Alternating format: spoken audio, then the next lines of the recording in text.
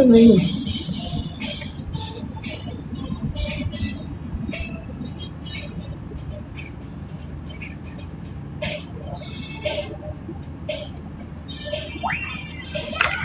mga katropa! Magandang hapon!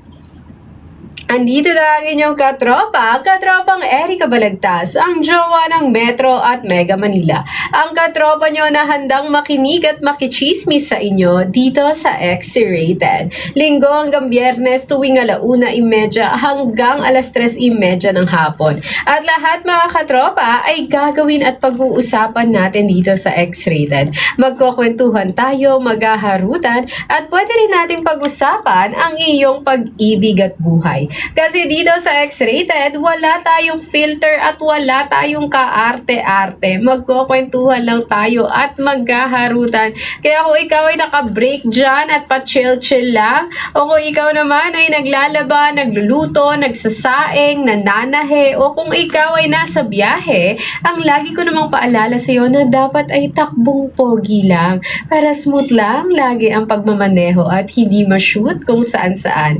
At kung ikaw ay nandyan lang at nagmumuni-muni sa kwarto mo, ano pang inaantay mo? Halika na at samahan mo na ako dito. Huwag ka mag-alala, hindi ako mangiistorbo. Makikigulo lang ako sa love life mo. Dito lang sa ating programa tuwing hapon, X-Rated, dito sa XFM 99.5 Mega Manila. Excited! Mga tropa, binabati ko na magandang hapon ang mga nakatutok at nanonood sa ating live. Binabati ko na magandang hapon si katropang Carcy at si Josh. Ayan. Ayan mga katropa, binabati ko rin na magandang hapon si Papa John. Magandang hapon sa inyo mga katropa. Huwag niyong kalimutan na mag-like at mag-follow sa ating page na XFM 99.5 Mega Manila para updated kayo palagi mga katropa. Lalo na sa ating ang tanong, di ba? Para may chance kayong manalo ng ating Suntone products at XFM t-shirt. At syempre kung gusto niyo akong ma-meet sa personal at makachikahan kasi ako maghahatid ng premyo nyo.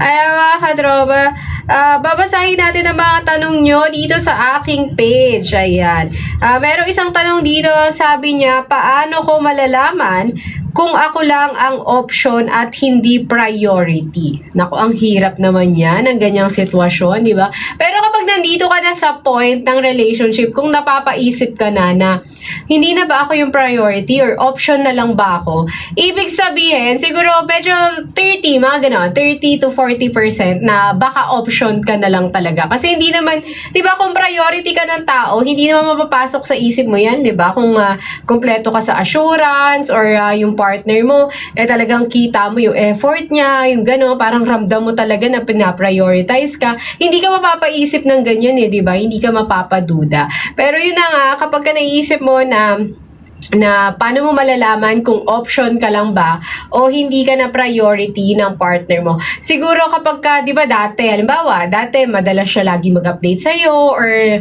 marami siyang time sa'yo, tapos ngayon parang nararamdaman mo na parang lagi na lang siyang busy or marami siyang mga palusot, di ba, may mga excuse or lagi may ganap sila ng tropa niya or mas inuuna mag-basketball kaysa makasama ka. Yung mga ganung bagay, baka pag gano'n, hindi ka na talaga priority at baka option ka na lang sa buhay niya. So, pag mga ganitong bagay, siguro katropa, ang pinakamaganda mong gawin dyan is kausapin mo ng diretsahan yung partner mo, 'di ba? Tanungin mo siya kung ano ka pa ba sa life niya, gano'n. So, mapag-usapan niyo yung ganitong bagay. Baka mamaya kasi, pwede rin na yung partner mo baka super busy lang talaga sa buhay, sa work, or meron siya mas ibang pinaprioritize. Baka naman hindi ibang babae yung mas pinaprioritize niya, 'di ba? Baka mas may pinaprioritize siya about sa sarili niya, 'di ba? Meron siyang trabaho or meron siyang pinagfo-focusan like pag-aaral niya, ganun. So, pag-usapan niyo mabuti yung ganitong bagay, katropa. Kasi mahirap naman na isip tayo ng isip, 'di ba? Overthink tayo ng overthink, tapos assume tayo ng assume ng kung ano-anong bagay. So, maganda diyan, diretsahan na, 'di ba? Tanungin mo ang iyong partner.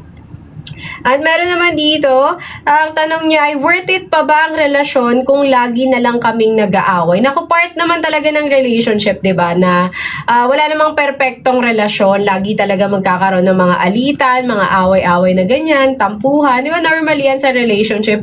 Lalo na pag mas tumatagal na ang relationship. Kasi nawawala na yun eh. Unti-unti na kapag patagal na patagal yung relationship, unti-unti nang nawawala yung mga kilig-kilig, yung mga ganon, yung mga unang nararamdaman nyo nung nag-uumpisa pa lang yung relationship nyo. So pagka nandun na kayo sa point na parang mas napapadalas na yung argument, mas napapadalas na yung away, minsan mapapaisip ka talaga eh, na parang mahal pa ba namin yung isa't isa, worth it pa ba to, ganyan. Pero kasi mga katropa, alam nyo ba, na pagdating sa love, meron ako nabasa na sa love daw, merong 3 stage yan, yung 3-stage love theory. So, sabi nila, yung una is lust, di ba? Doon na tayo, yung physical attraction, yung hormones, yung parang na-attract kayo sa physical appearance ng bawat isa. Yun yung pag-umpisa pa lang, siguro yung mga first few dates nyo, di ba? Ganyan. Doon na yung papasok, yung physical attraction, di ba? Ganun naman sa unang stage. Tapos yung pangalawang stage, andun na tayo, yung attraction na, andun na yung kilig stage, yung mga butterflies, yung mga pabebe moments nyo pa lang, di ba? Puro ganun pa lang yung relationship nyo.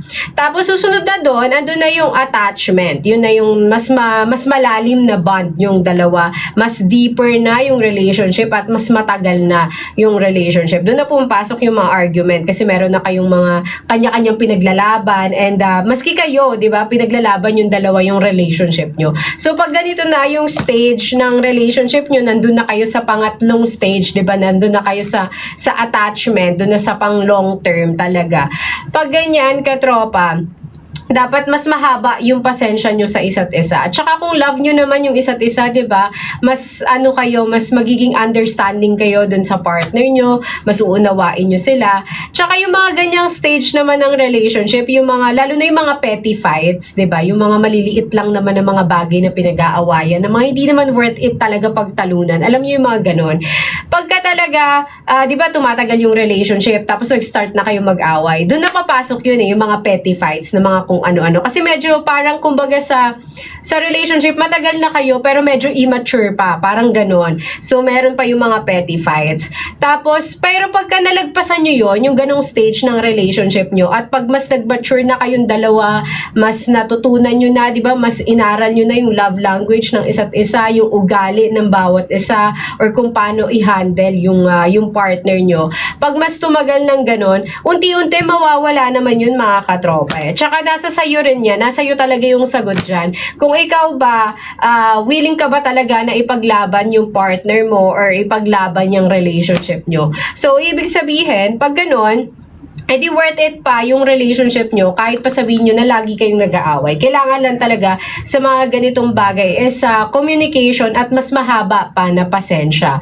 Lalo na kung nandun pa lang kayo sa mga pinakaunang stage pa lang ng relationship nyo na kinikilala nyo pa yung bawat isa. So, dun parang papasok na, okay, kailangan pang ano tawag dito? Yun nga, kailangan pa na mas mahaba pa yung pasensya ko hanggang sa maintindihan ko yung partner ko. At meron pa dito, katropa, ang tanong niya, hanggang kailan ba dapat mag-antay sa taong hindi naman sigurado sa'yo? Naku, ang hirap naman ng ganito. Hanggang kailan... Alam mo, katropa, depende yan sa'yo eh, di ba? Kasi kung nakikita mo na wala ka talagang chance dyan sa tao na inaantay mo, bakit mo papapahirapan yung sarili mo, di ba? Marami namang iba dyan. Ay, meron nag-comment dito, mga katropa. Sabi ni katropang Moises, matured na si Idol. Dati ay bata lang ito ngayon. Grabe naman, over naman. Ayan. Pero ayun nga, mga katropa, dito naman sa... kung worth it ba na mag-antay ka dito sa tao na hindi sure sa'yo. Alam nyo, mga katropa, yun nga, kapag sure ka na, di ba, may assurance naman na sa tingin mo, worth it naman yung pag-aantay mo na parang masusuklian naman yung love na ibibigay mo dito sa tao na to or nag-e-effort rin naman siya pabalik sa'yo. Di worth it na mag-antay ka, di ba? Pero kung yung tao na yun, yun nga, wala kang assurance, kagaya niya, hindi sigurado sa'yo na hindi mo alam kung may chance ka ba o wala, bakit mo papahirapan yung sarili mo, di ba? Ang ikli-ikli lang ng buhay para mas stuck tayo sa iisa isang tao na hindi naman sigurado sa atin. At ang dami pang iba dyan, ang dami pang pwede mong pagbigyan ng love mo. Hindi lang yung tao na yan. At mga katropa, kung meron pa kayong gustong itanong, pwede nyo i-comment yan dito sa ating live o itawag sa ating hotline. Ayan, ang ating hotline ay 0927-394-0341. At pagtsikahan natin dito yan mga katropa kasi lahat ng boses ay papakinggan natin dito sa X-Rated. Binabati ko na magandang hapon si R. Christian Roda at si Bono. Magandang hapon sa inyo mga katropa. At mga katropa, napapansin nyo ba na lagi tayong glowing? Di ba? Laging fresh ang ating skin. At kahit palalo na kayo kung wala naman kayong love life at di ba, yung walang nagpapakilig sa inyo. Di ba ganun yun? Kapag ka-in love ka, nag-glow talaga yung skin mo, di ba? Pag kinikilig-kilig ka. Pag wala ka namang love life at gusto mo na mag-glow pa rin ang skin mo at mukha kang kinikilig-kilig, is Suntone Gold Coffee Mix mo yan, katropa. Kasi katropa, itong ating Suntone Gold Coffee Mix ay kapeng pampakinis at pampablooming. Kasi ito ay may mangosteen, chia seeds, turmeric, moringa, glutathione, at collagen. Kaya beauty and wellness in every cup kapag naka Suntone Gold Coffee Mix.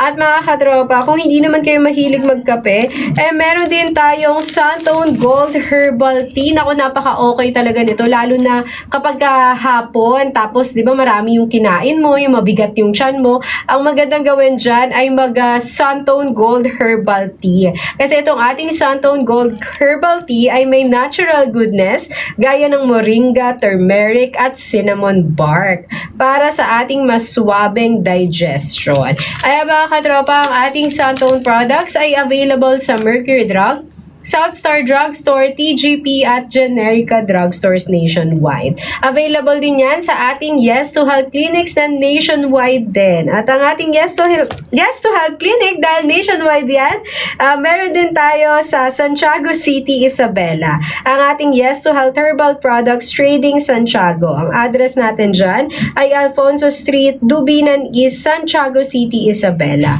At ang ating contact number ay 0910-018-7529.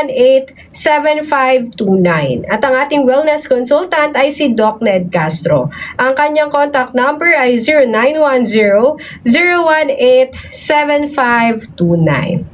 At mamaya rin mga katropa ang ating kakaibang kwento ng pag-ibig. Kasi dito sa X-Rated, lahat ng problema mo sa pag-ibig, ako nang bahalang solusyonan yan. Kung may problema ka man sa jowa mo, asawa mo, ka-fling, ka-MU, kahit anong label pa yan, ako nang bahala dyan. Kaya kung meron ka mang storya, pwede mong ipadala yan dito sa amin sa X-Rated. Maaari mong ipadala yan sa aking social media accounts. Ayan, hanapin lang ang aking Facebook page na Erica Balagtas, ang aking Instagram na erica.balagtas, at ang aking TikTok na erica_balagtas. At mga katropa, huwag nyo rin kalimutan na mag-like at mag-follow sa ating Facebook page at YouTube channel na XFM 99.5 Mega Manila. At mga katropa, ipa-plug ko na rin pala ang aking Wattpad account. Alam nyo ba na medyo mahilig talaga ako magsulat. So meron akong ongoing na sinusulat na isang series. So kung mahilig kayo sa medyo gore na thriller, ayan, makikita nyo yan sa aking Wattpad account. Ang aking Wattpad account ay Plot by Erica. Ayan, hanapin nyo lang yan. Or research nyo lang ang aking pangalan